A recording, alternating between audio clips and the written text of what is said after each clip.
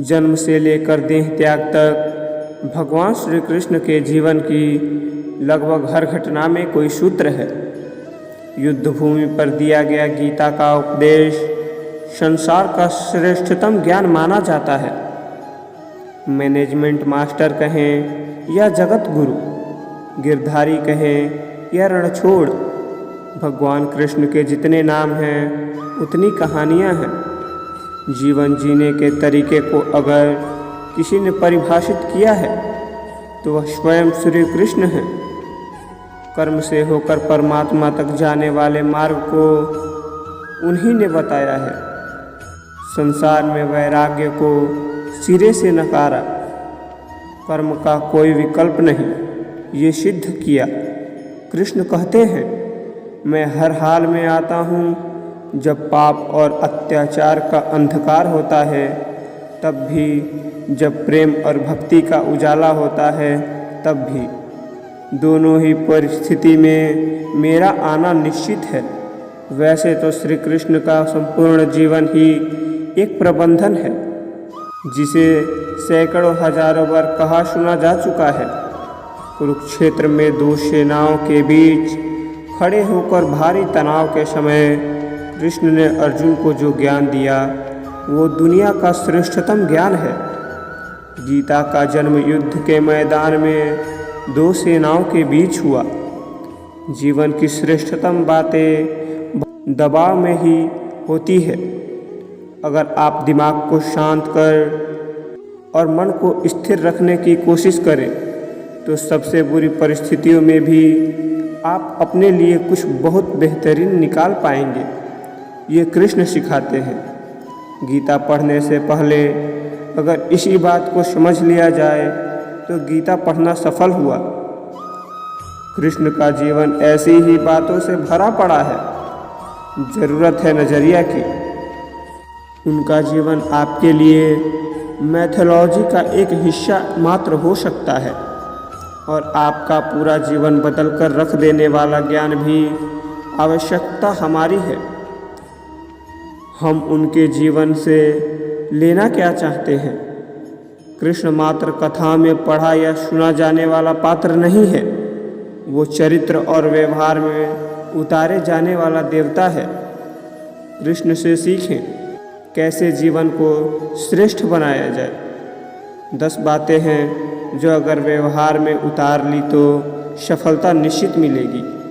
पहला, शुरू से अंत तक जीवन संघर्ष ही है। कारागृह में जन्मे कृष्ण पैदा होते ही रात में यमुना पार कर गोकुल ले जाया गया। तीसरे दिन पूतना मारने आ गई। यहाँ से शुरू हुआ संघर्ष। देह त्यागने से पहले द्वारिका डूबने तक कृष्ण का जीवन कहता है, आप कोई भी हो, संसार में आए हैं तो संघर्ष हमेशा रहेगा। मानव जीवन में आकर परमात्मा भी सांसारिक चुनौतियों से बच नहीं सकता। कृष्ण ने कभी किसी बात की शिकायत नहीं की। हर परिस्थिति को जिया और जीता। कृष्ण कहते हैं, परिस्थितियों से भागो मत, उसके सामने डटकर खड़े हो जाओ, क्योंकि कर्म करना ही मानव जीवन का पहला कर्तव्य है। हम कर्मों से ही परेशानियों से जीत सकते हैं। दूसरा, स्वस्थ शरीर से ही विजय है। कृष्ण का बचपन माखन मिश्री खाते हुए गुजरा। आज भी भोग लगाते हैं हम, लेकिन ये संकेत कुछ और है। आहार अच्छा हो, शुद्ध हो, बल देने वाला हो। बचपन में शरीर को अच्छा आहार मिलेगा तो ही इंसान युवा होकर वीर बनेगा। शरीर को स्वस्थ रखना है तो बचपन से ध्यान देने की ज़रूरत है। ये पेरेंटिंग के दौर से गुजर रहे युवाओं के लिए बड़ा मैसेज है। अपने बच्चों को ऐसा खाना दें जो उसको बल दे। सिर्फ स्वाद के लिए ही ना खिलाएं, तभी वे बड़े होकर स्वयं को और समाज को सही दिशा में ले जा पाएंगे। तीसरा, पढ़ाई किताबी ना हो, रचनात्मक हो। कृष्ण ने अपनी शिक्षा मध्य प्रदेश के उज्जैन में शादीपनी ऋषि के आश्रम में रहकर पूरी की थी। कहा जाता है 64 दिन में उन्होंने 64 कलाओं का ज्ञान हासिल कर लिया था। वैदिक ज्ञान के अलावा उन्होंने कलाएं सीखी। शिक्षा ऐसी ही होनी चाहिए जो हमारे व्यक्तित्व का रचनात्मक विकास करे। संगीत, नृत्य, युद्ध सहित 64 कलाओं कृष्ण के व्यक्तित्व का हिस्सा है। बच्चों में कोरा ज्ञान ना भरे, उनकी रचनात्मक को नए आयाम मिले, ऐसी शिक्षा व्यवस्था हो। चौथा, रिश्तों से ही जीवन है, बिना रिश्तों के कुछ नहीं। कृष्ण ने जीवन भर कभी उन लोगों का साथ नहीं छोड़ा जिनको मन से अपना माना। अर्जुन से वे युवा अवस्था में मिले, ऐसा महाभारत कहती है, लेकिन अर्जुन से उनका रिश्ता हमेशा मन का रहा। सुदामा हो या उद्धव हो, कृष्ण ने जिसे अपना मान लिया उसका साथ जीवन भर दिया। रिश्तों के लिए कृष्ण ने कई लड़ाइयाँ लड़ी और रिश्तों से ही कई लड़ाइयाँ जीती।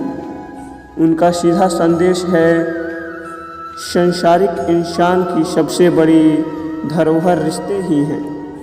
अगर किसी के पास रिश्तों का थाती नहीं है तो वो इंसान संसार के लिए गैर जरूरी है।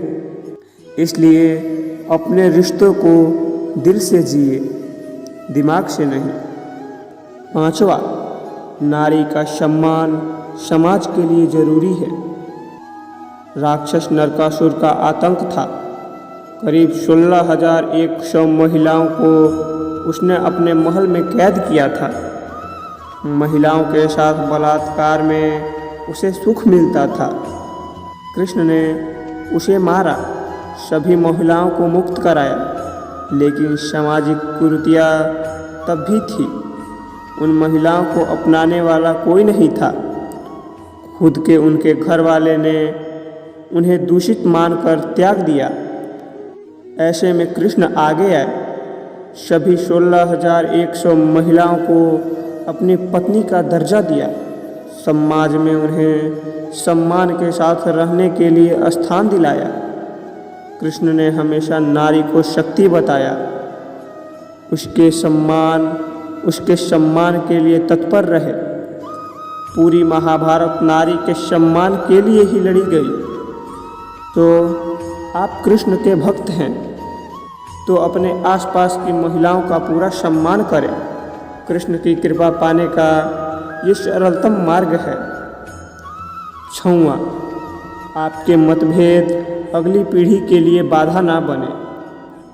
कम ही लोग जानते हैं कि जिस दुर्योधन के खिलाफ कृष्ण ने आजीवन पांडवों का साथ दिया, उसकी मौत का कारण भी कृष्ण की कूटनीति बनी। वो ही दुर्योधन रिश्ते में कृष्ण का समधी भी था। कृष्ण के पुत्र शांब ने दुर्योधन की बेटी लक्ष्मणा का अपहरण करके उससे विवाह किया था, क्योंकि लक्ष्मणा शांबा से विवाह करना चाहती थी, लेकिन दुर्योधन खिलाफ था। शांबा को कौरवों ने बंदी भी बनाया था। तब श्री कृष्ण ने दुर्योधन को समझाया था कि हमारे मतभेद अपनी जगह है, लेकिन हमारे विचार हमारे बच्चों के भविष्य में बाधा नहीं बननी चाहिए।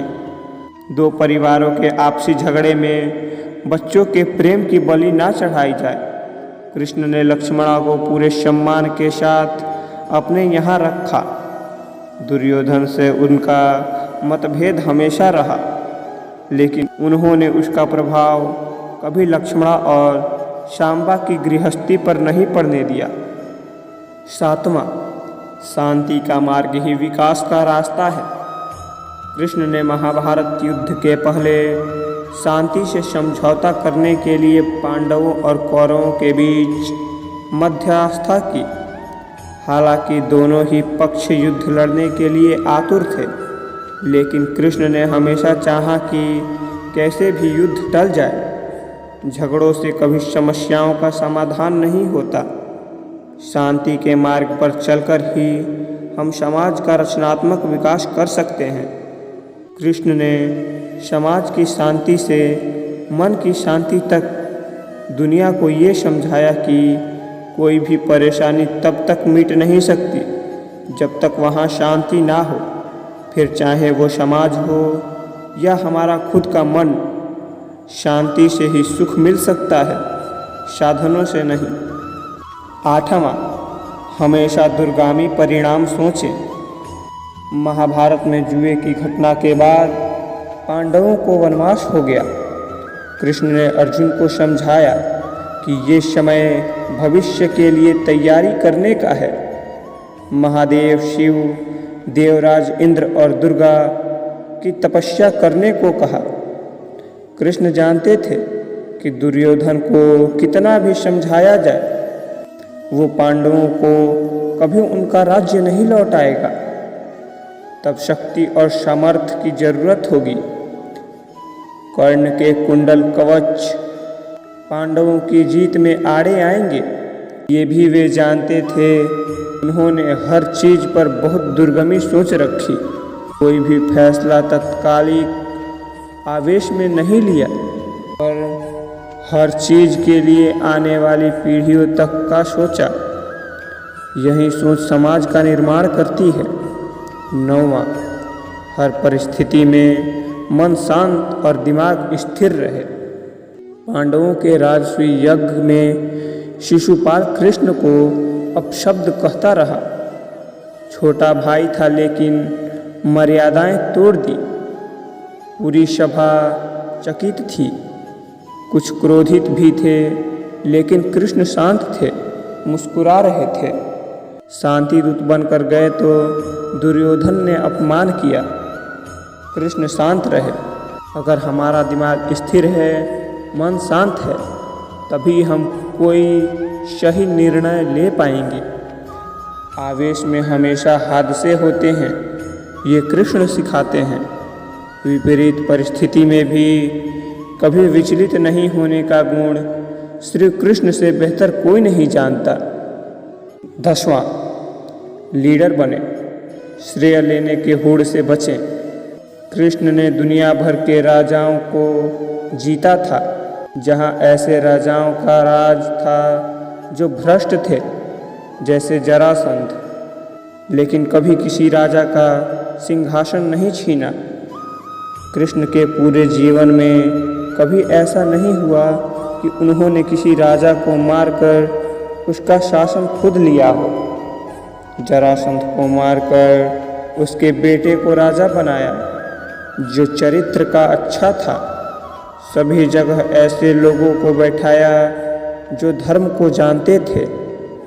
कभी किंग नहीं बने, हमेशा किंग मेकर की भूमिका में रहे।